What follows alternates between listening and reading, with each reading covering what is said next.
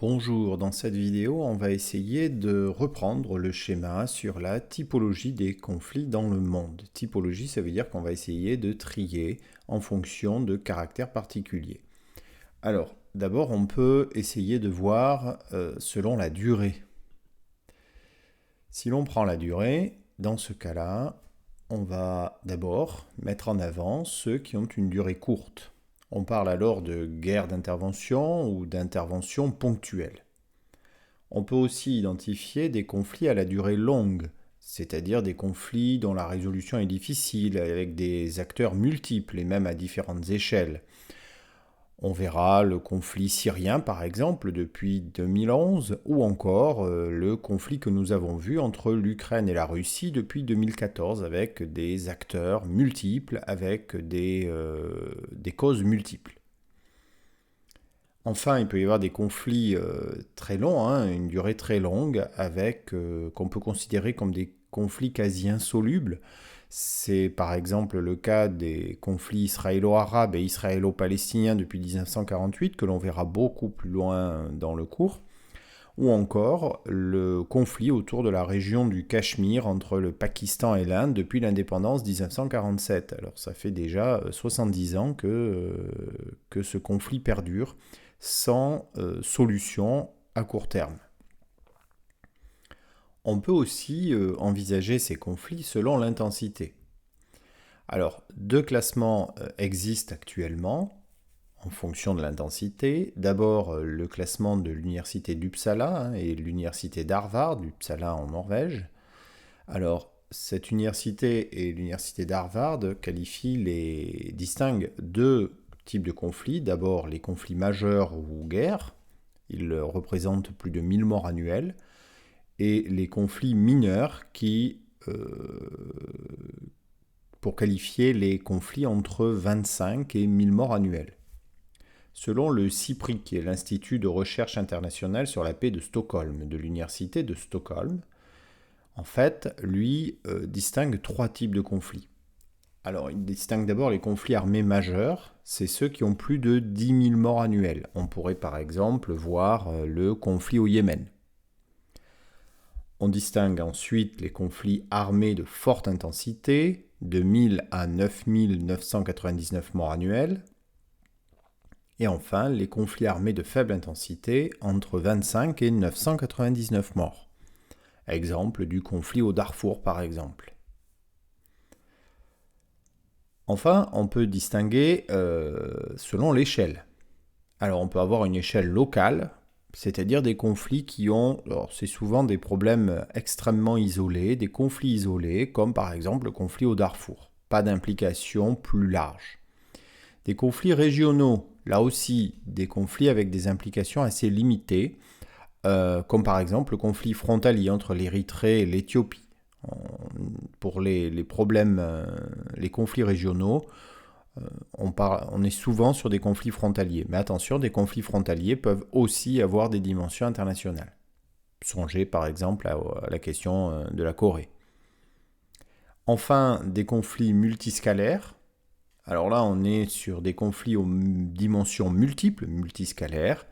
Alors on va en voir trois. Le conflit israélo-arabe puis israélo-palestinien. On ne va pas développer parce qu'on va le développer plus tard.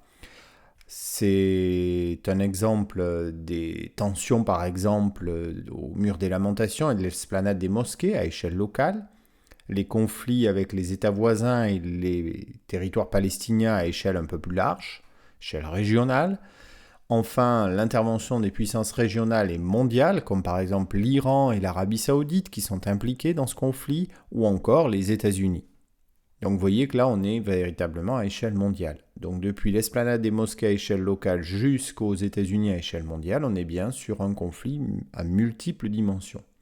C'est aussi le cas du conflit syrien. Il a une dimension locale et régionale, des conflits même intra-étatiques, jusqu'à la dimension mondiale avec l'implication des grandes puissances. La Russie, qui soutient le régime syrien, les États-Unis et la France qui essaient de soutenir des mouvements prônant plus de liberté. Enfin, le conflit au Yémen. C'est un conflit à la base intra-étatique entre l'État et des groupes séparatistes ou religieux. Mais il y a aussi intervention d'une coalition régionale autour de l'Arabie Saoudite pour lutter contre les houthistes soutenus par l'Iran. Et il y a les grandes puissances qui sont impliquées dans le soutien. C'est le cas des États-Unis ou la fourniture d'armes, c'est le cas de la France. On va essayer de voir maintenant selon le type d'affrontement. Alors, on peut d'abord déterminer, dégager des guerres interétatiques. Alors, on l'a vu déjà dans la première vidéo, il s'agit de deux États ou coalitions d'États. C'est l'exemple de la guerre du Golfe en 90-91. C'est donc deux armées nationales en uniforme organisées en unités militaires qui s'affrontent. Les guerres ensuite intra-étatiques. Là, l'État national ou étranger est souvent un acteur de ces guerres et il affronte des civils en armes, des mercenaires, des groupes terroristes. C'est le cas du conflit en Syrie. On a bien un État, la Syrie, et qui affronte différents groupes à multiples échelles. Enfin, une guerre asymétrique avec deux États à la puissance militaire très différente. C'est le cas de la guerre du Golfe, par exemple, en 90-91, la première guerre du Golfe, ou le début de la deuxième guerre d'Irak en 2003, lorsque une coalition d'États s'en prend à l'Irak pour renverser le dictateur Saddam Hussein. Dans un deuxième temps, on passera sur une guerre asymétrique avec non seulement un État, mais surtout des groupes terroristes qui vont s'opposer aux États-Unis. L'État irakien devenant un allié des États-Unis. Enfin, ça peut être un État ou avec un ou plusieurs acteurs non conventionnels, comme par exemple des groupes indépendantistes et terroristes. C'est le cas donc justement la deuxième guerre d'Irak menée par les États-Unis, la deuxième partie, ou encore l'opération Barkhane menée par la France au Sahel depuis 2013. Enfin, dernière catégorie, on peut distinguer selon les acteurs. Alors, les acteurs étatiques, c'est bien sûr l'État. Il intervient dans le cas d'un conflit interétatique. Par exemple, le conflit entre l'Inde et le Pakistan, là on est bien sur des États qui s'affrontent, ou la guerre menée par Israël contre le Liban en 2006, pareil, ce sont des États qui s'affrontent. Ça peut être aussi dans le cas d'un conflit intra-étatique, exemple, le gouvernement syrien qui s'oppose, comme on l'a dit, à des groupes terroristes dans la guerre depuis 2011. Groupes terroristes ou groupes qui veulent renverser la dictature du conflit syrien.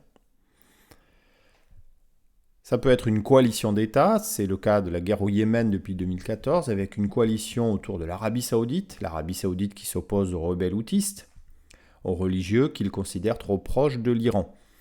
Donc on a les Émirats arabes unis, Bahreïn, Jordanie, Qatar, Maroc, Égypte, Koweït, Soudan, qui sont liés à l'Arabie Saoudite, plus le soutien des États-Unis, et on pourrait rajouter aussi la France qui fournit des armes.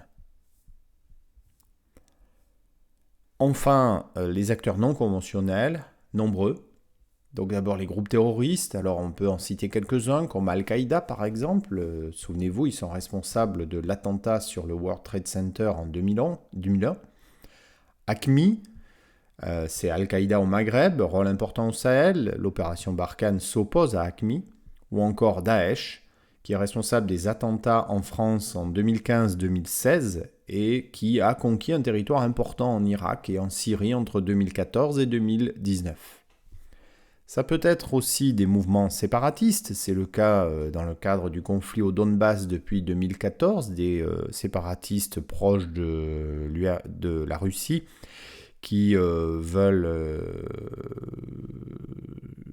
séparer le Donbass du reste de l'Ukraine et éventuellement le regrouper avec la Russie. N'oubliez pas qu'il y a une forte présence de la population russophone dans cette région.